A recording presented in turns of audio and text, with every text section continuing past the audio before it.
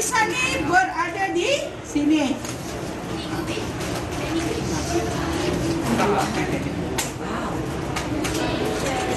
Okey. So kita tengok 0, 10, 20, 30, 40, 50 dan 60. Okey, siapa dapat sama? So ini untuk kita ukur sama ada sudut kita betul ataupun salah. Assalamualaikum dan salam sejahtera. Anda bersama dengan saya Azhar Hilmi. Bertemu kita dalam Didik TV KPM. Dan untuk hari ini saya doakan kepada anda yang sedang menonton pada ketika ini semua berada dalam keadaan baik, sihat dan sejahtera hendaknya, insyaAllah. Dan kita perbincangan yang kita nak bincangkan hari ini, kita nak membicarakan berkenaan dengan pentaksiran psikometrik daripada tingkatan 1 sehinggalah tingkatan 5. Bagaimana kita nak mengenal konstruk investigatif dalam inventory minat kerjaya. Bukan saya yang akan bercakap. Tak. Ada tetamu yang akan bersama dengan kita pada hari ini. Nampak tak? Kursi sebelah saya ini kosong. Maka akan ada yang mengisi tempatnya. Kita saksikan dulu profil ini.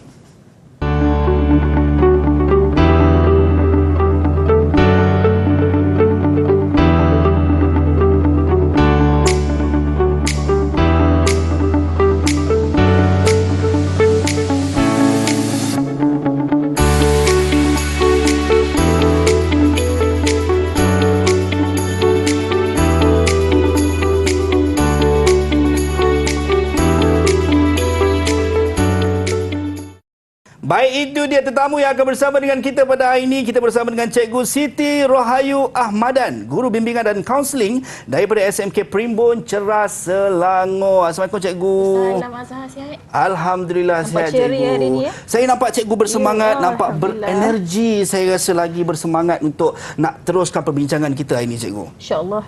Itu dia.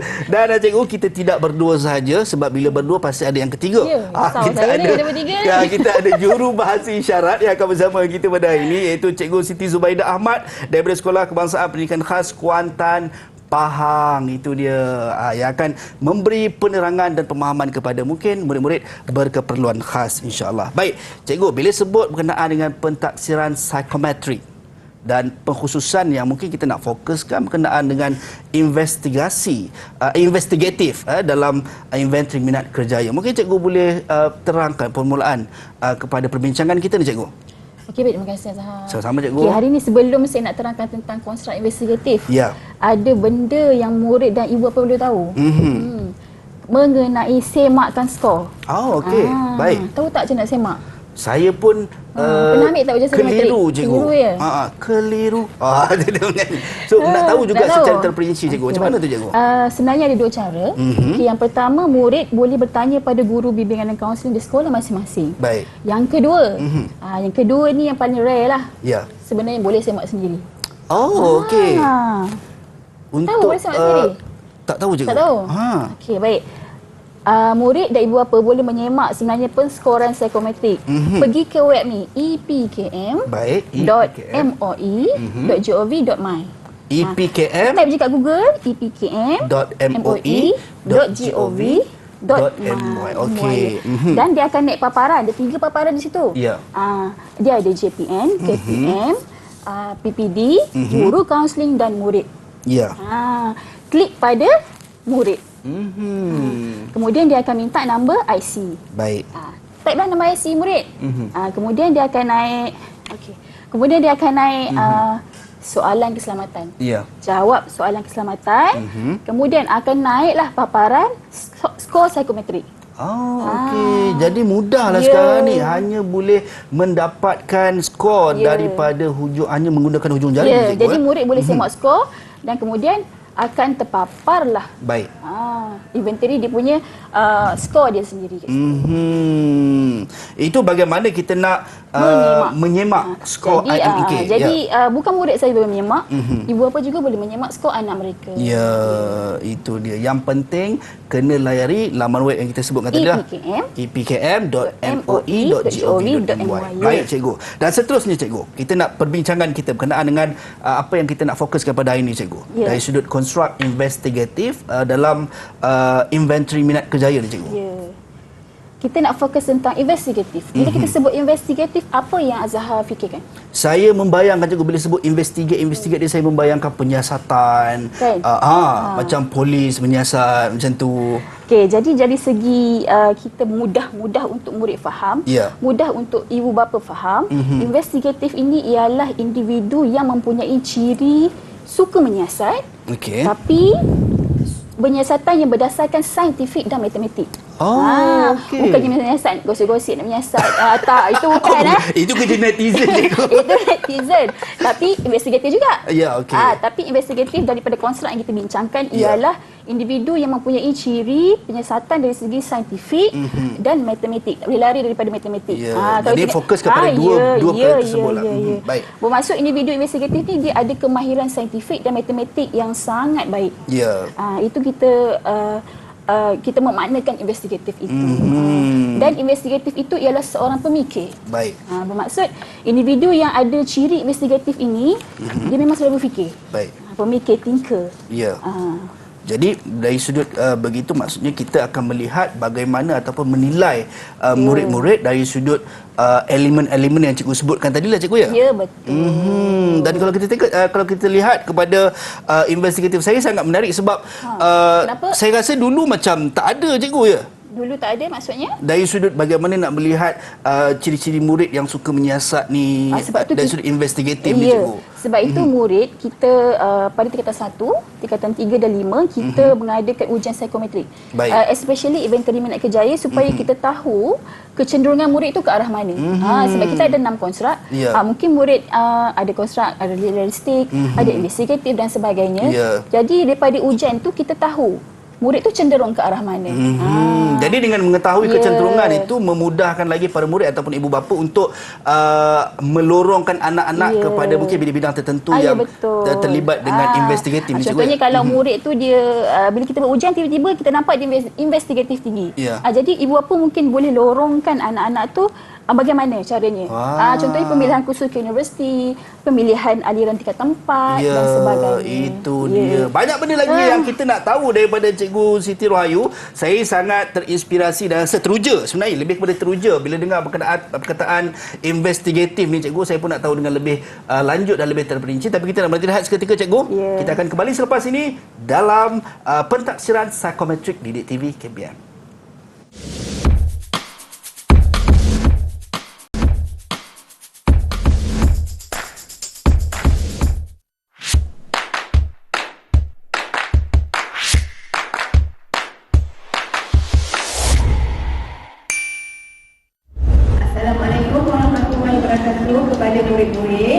Pada hari ini kita akan menjalankan satu eksperimen, iaitu penyediaan lautan melalui pencairan lautan stok.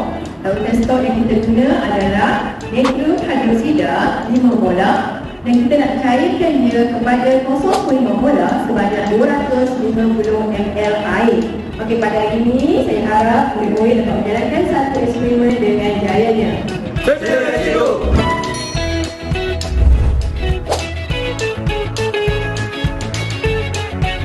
Pertama, kita perlu mengetahui kepekatan dalam isi padu menggunakan kaedah pencairan. Kita perlu mengetahui isi padu dengan menggunakan formula.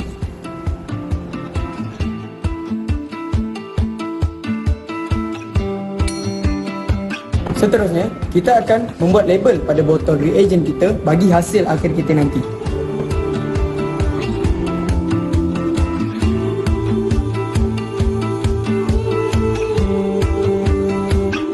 Kemudian kita sukat natrium hidroksida sebanyak 25 ml menggunakan pipet, kemudian masukkan ke dalam kelalang volumetrik.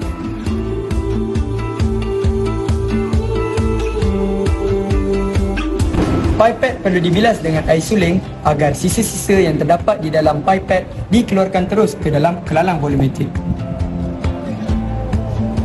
Penuhkan kelalang volumetrik 250 ml dengan air suling sehingga mencapai tanda yang telah ditandakan.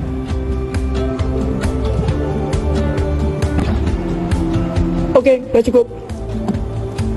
Seterusnya, goncangkan kelalang volumetrik 250 ml untuk mensebatikan air dan juga larutan tadi.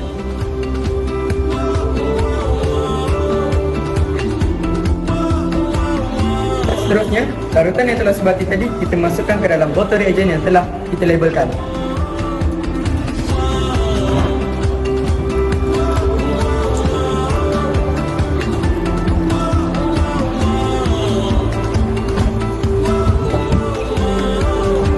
Voila, inilah hasil kita.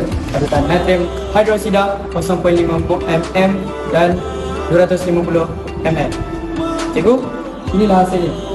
Kita tanya pelajar-pelajar kerana dapat menyediakan kepekatan yang baru iaitu 0.5 molar dalam 250 ml air. Syabas semua. Yeay! See you!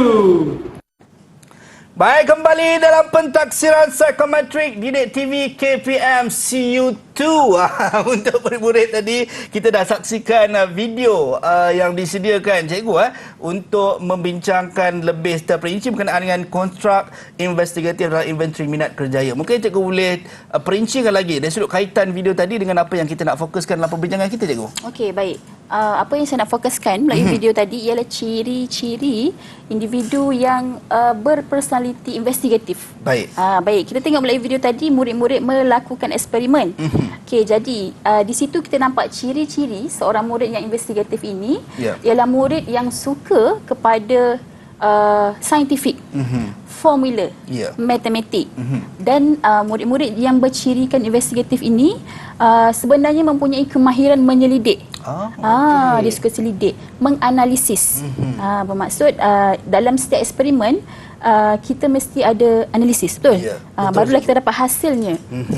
Dan kebiasaannya individu yang bercirikan investigatif ini dia mementingkan ketepatan. Baik.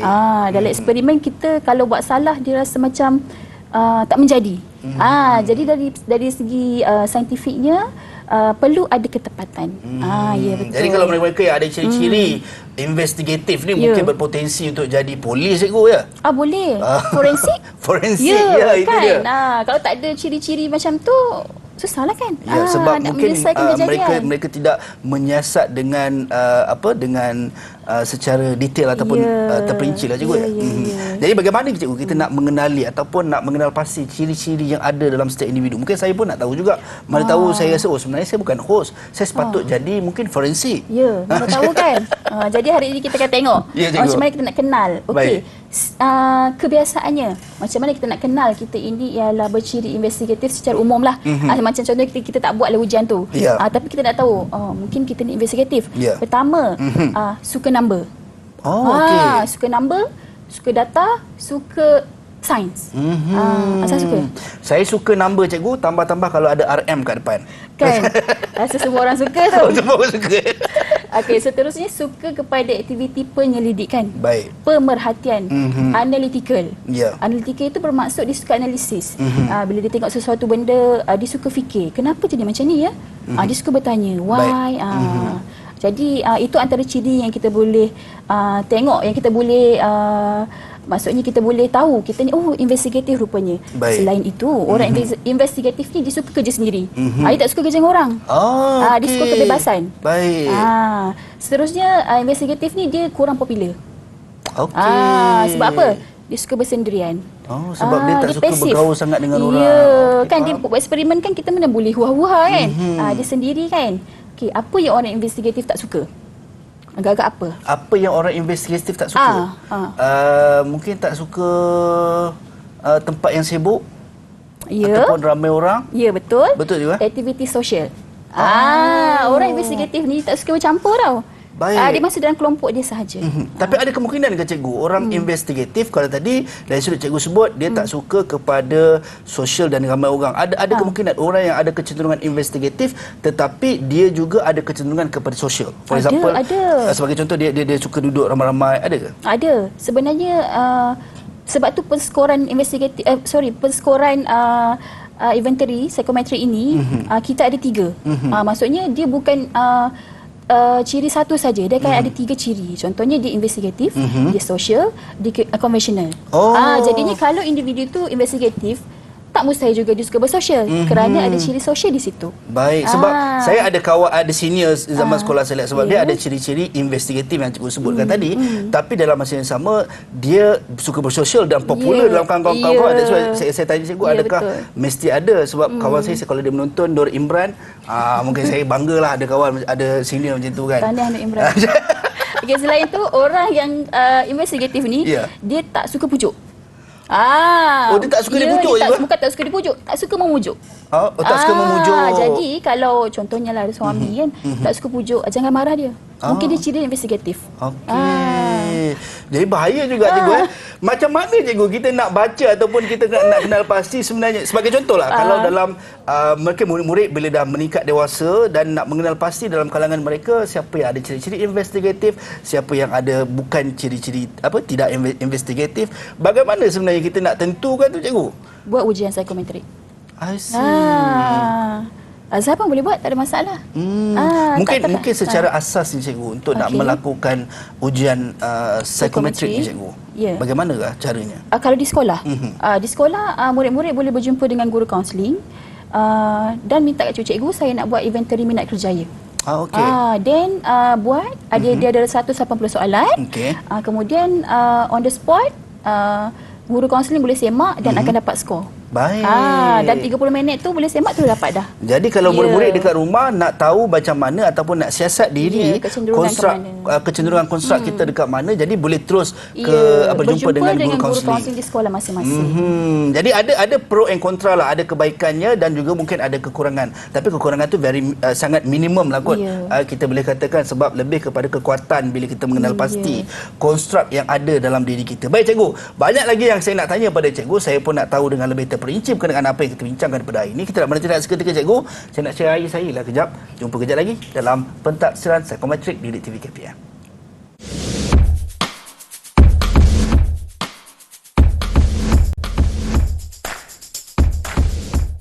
Baik, kembali dalam Pentaksiran Psikometrik Didik TV KPM. Hari ini kita berbincangkan berkenaan dengan bagaimana kita nak mengenali konstruk investigatif dalam inventory minat kerjaya bersama dengan cikgu kita yang manis sebelah saya ni, Cikgu Siti Rohayuh Ahmadan, Guru Bimbingan dan Kaunseling SMK Perimbun Ceras Selangor. Dan juga kita ada Jurubahasa Isyarat, Cikgu Siti Zubaidah Ahmad daripada Sekolah Kebangsaan Pendidikan Khas Kuantan, Pahang. Baik, ada yang dah mula teruja cikgu bila sebut pasal investigatif, rasa saya adalah investigatif, dia dah bagi tahu dekat mak ayah dia dah.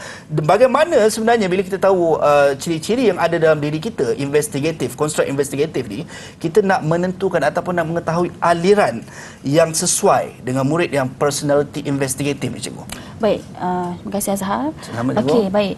Kebiasaannya selepas tingkatan 3 murid-murid akan menjalankan inventory minat kerjaya. Jadi dia akan dapat keputusan pentaksiran dan di situ kita akan cadangkan aliran yang bersesuaian dengan murid-murid.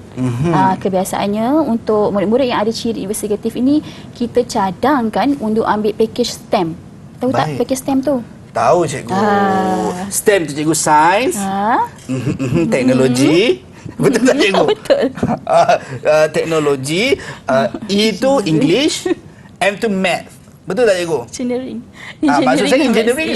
Saya saja je cikgu tadi cikgu. Sebab yelah kalau kita tak ada salah macam mana kita nak belajar? Ya betul. Tapi engineering tadi cikgu E. Okey, package yang kita cadangkan kepada murid untuk yang ada ciri investigatif ialah STEM. Okey, baik. STEM ada 3, package A, B, C. Okey, package A ni ialah STEM sains tulen.